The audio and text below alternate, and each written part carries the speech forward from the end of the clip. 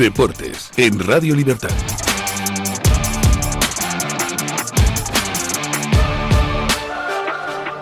Buenos días y bienvenidos a Deportes en Libertad.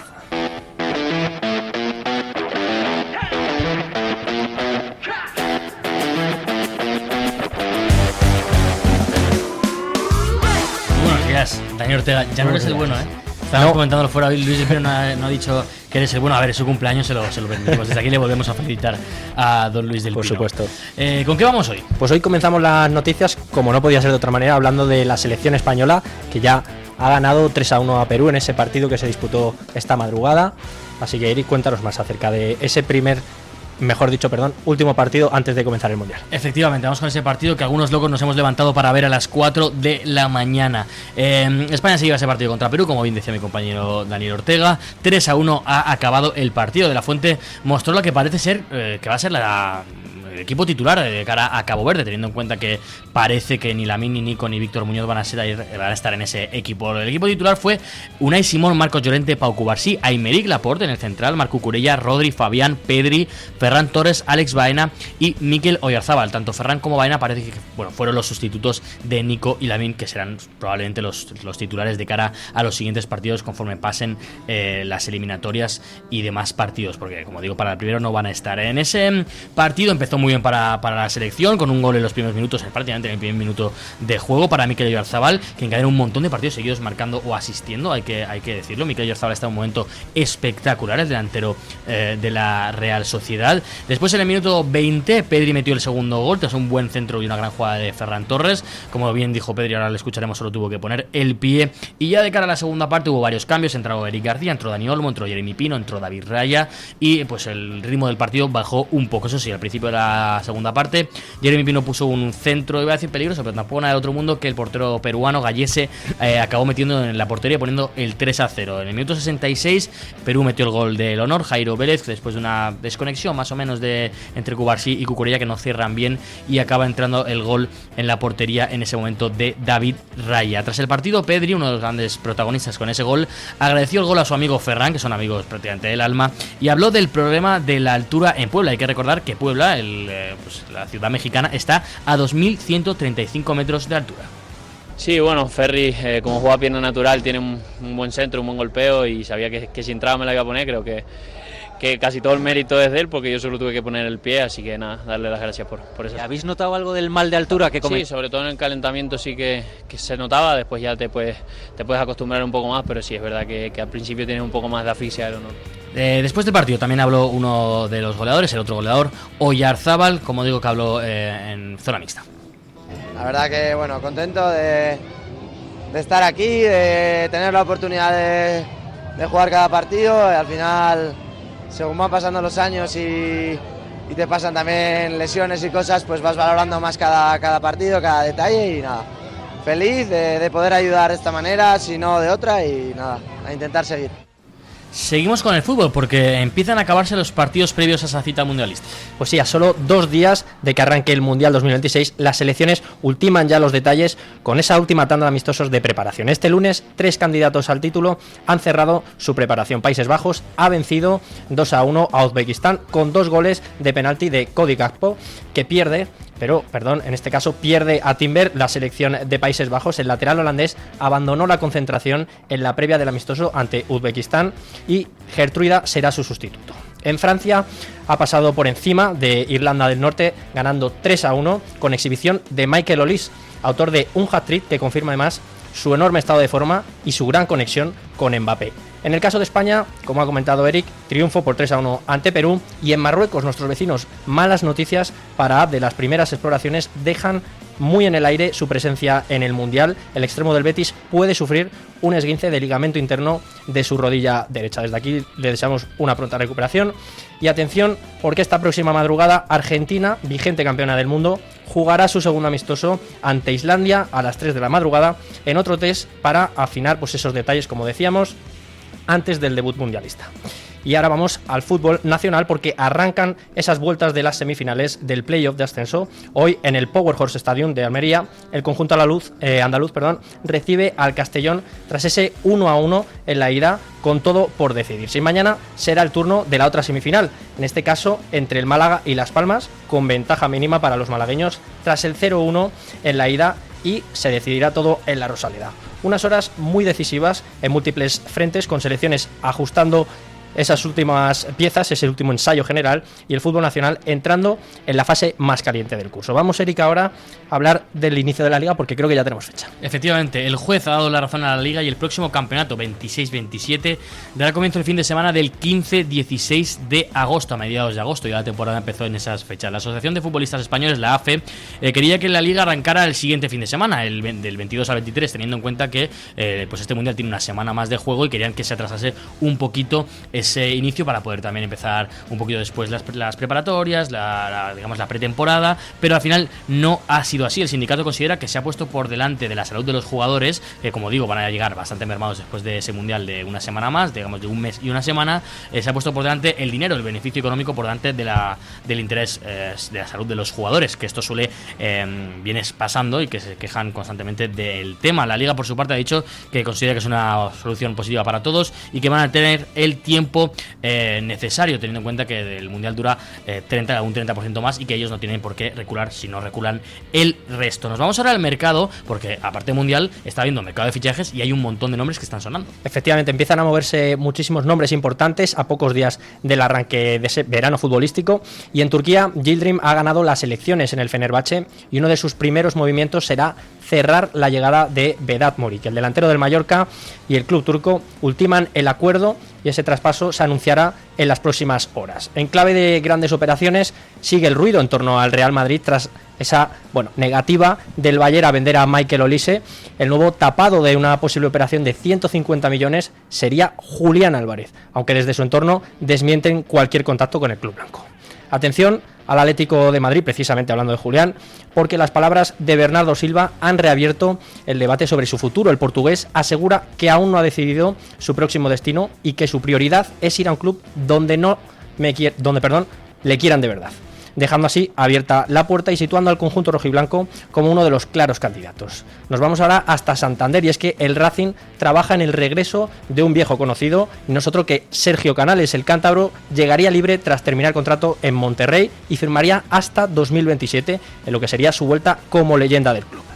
Vamos ahora hasta Italia. La Juventus prepara una doble operación de alto impacto con el objetivo de reconstruir el proyecto. Brahim Díaz y Alexander Sorloth están en su agenda, con el delantero del Atlético muy cerca de convertirse en uno de esos grandes movimientos del verano. Sin duda, un mercado que empieza a calentarse ya, Eric, y apunta a un verano de auténtico vértigo en Europa. Vamos a hablar ahora de baloncesto, porque el equipo de Wemby pone el 1-2 en la eliminatoria. Efectivamente, vamos con el baloncesto y terminamos con esto las noticias, porque los San Antonio Spurs han puesto el 1-2 en esa eliminatoria contra los New York Knicks, después de que el equipo neoyorquino ganase los dos primeros partidos en San Antonio. El resultado final fue 111-115, se acercó al final el equipo liderado por Jalen Brunson, pero el equipo de Wembanyama consiguió mantener la ventaja. Por cierto, el francés ha sido el que ha liderado el equipo en puntos, 32 puntos, 8 rebotes y 6 asistencias. Se convierte en el segundo jugador más joven de la historia, después de Magic Johnson, en lograr un 30-5-5 en las finales. Impresionante lo que está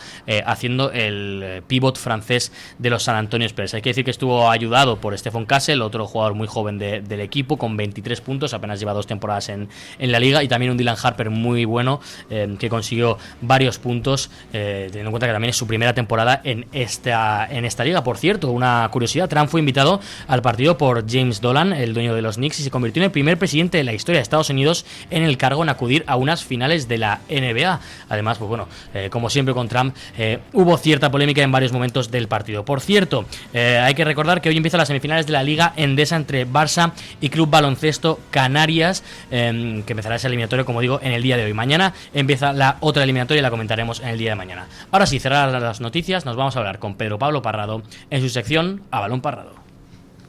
Buenos y deportivos días por la mañanita, amigos de Deportes en Libertad. ¿Quién es el hombre de los 150 millones? Se pregunta ahora mismo todo el madridismo. Florentino ha vuelto a ganar, sigue siendo el presidente, pero ¿a quién va a fichar? ¿Qué es lo que quiere Mourinho para este Madrid? Se habla de muchos nombres, algo que a mí me sorprende, pero bueno, se habla de Olise, el francesito del Bayern, se habla también de Julián Álvarez, el argentino del Atlético de Madrid, hasta dónde estamos llegando. Yo creo que el hombre claro, el que necesita el Madrid, se llama Vitinha. Es portugués y juega en el PSG. ¿Qué hay ahora mismo a favor para que pueda venir? Que ya le ha dado 2 Champions al Jeque y también a Luis Enrique. Amortizado, importante. Si encima te dan 150 o 170 millones, mejor que mejor. Lo lleva Méndez y aparece Mourinho en escena para entrenar al Madrid. Conexión portuguesa. Insisto, todo está a favor. ¿Por qué pensar en tantos nombres si el Madrid necesita un director de juego, un centrocampista que maneje los hilos del Madrid? Vitinha o Neves, me da igual. Los dos me gustan, pero prefiero a Vitinha. Vitinha, Florentino, debe de ser el hombre.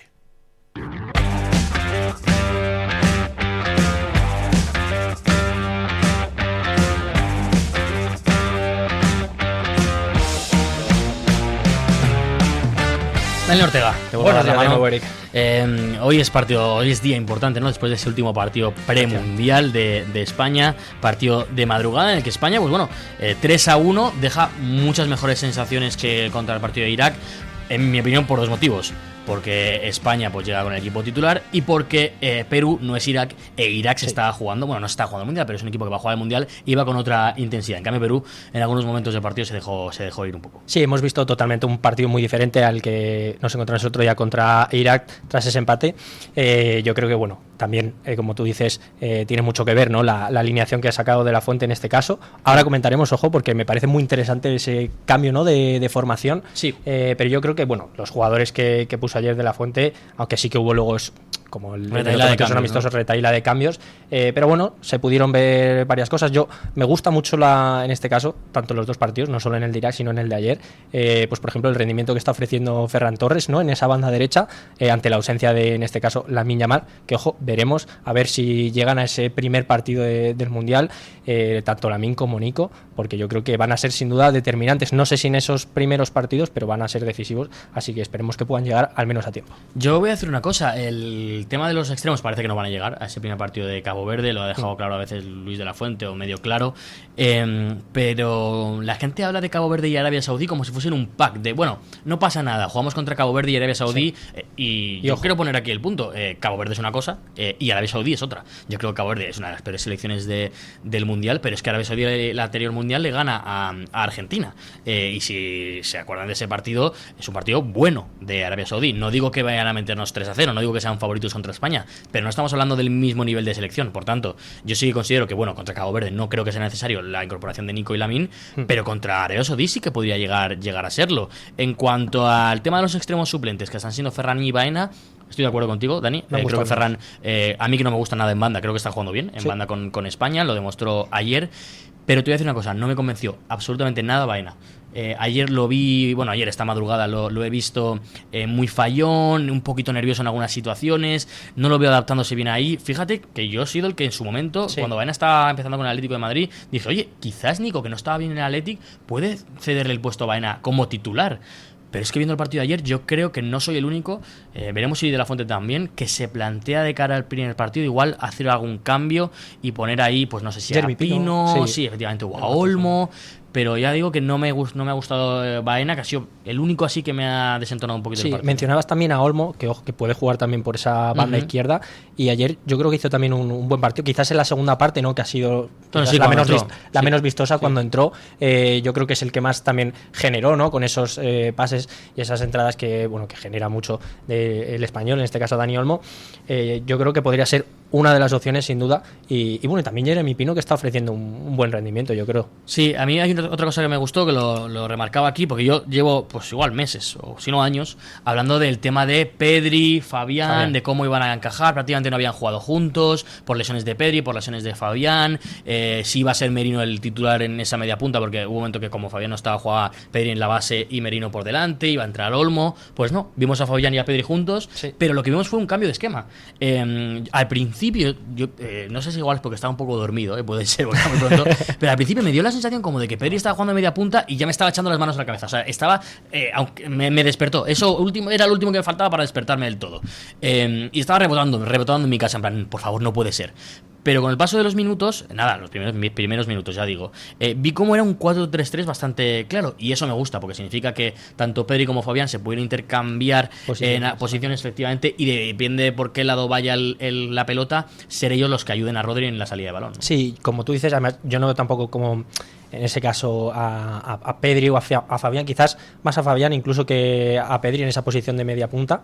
A mí no me gusta ninguno de los dos. Pero por ejemplo, que esto se vio en esa segunda mitad, una buena noticia además para la selección española, que es la reincorporación de Mikel Merino, que ha disputado unos pocos minutos, y yo creo que en esa posición, ¿no?, como de falso 9 le viene muy bien, incluso por delante teniendo jugadores como Oyarzábal.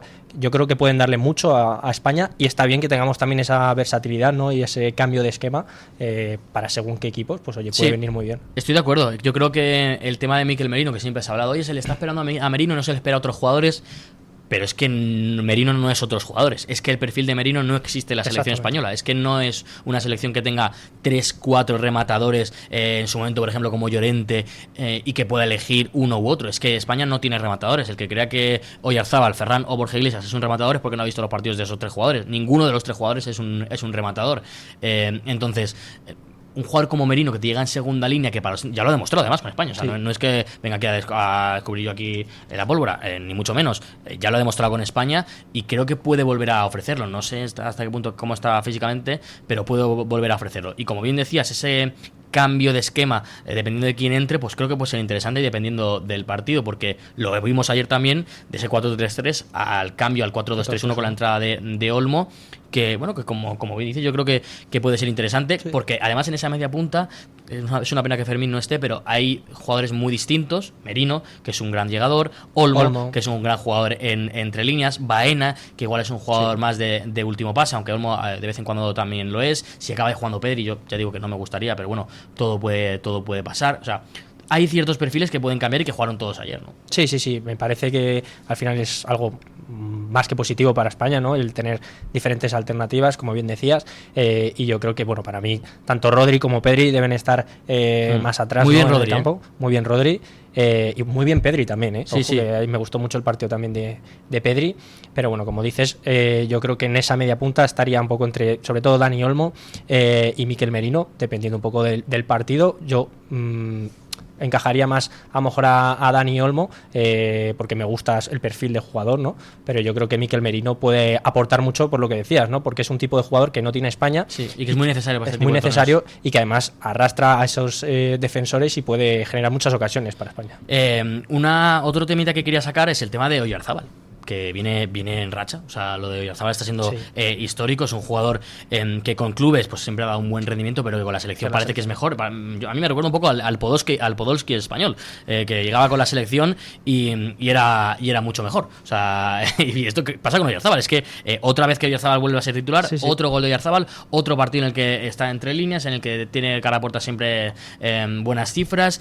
Además, que a mí con Merino, que es el que yo pondría en la media punta, si se jugase con una media punta, creo que encajan a la perfección, porque a veces Oyarzábal baja un poco a recibir, entra Merino en ese puesto, jugaron juntos en la Real Sociedad, o sea, no me sorprende que se compenetren bien, porque como digo, jugaron juntos más o menos en esas posiciones los dos, y es que está a un nivel espectacular, o sea, es increíble. Se compenetran muy bien, como tú dices, y aparte que es un jugador que no le quema el balón y no tiene miedo de disparar a portería, y ayer lo vimos, ¿no?, con ese golazo casi de fuera del área de Oyarzábal. Para mí, sin duda, va a ser clave la delantera para este Mundial. Ojito con el nombre de Oyarzábal, que no pueda ser el máximo goleador de este Mundial. Ojalá lo sea.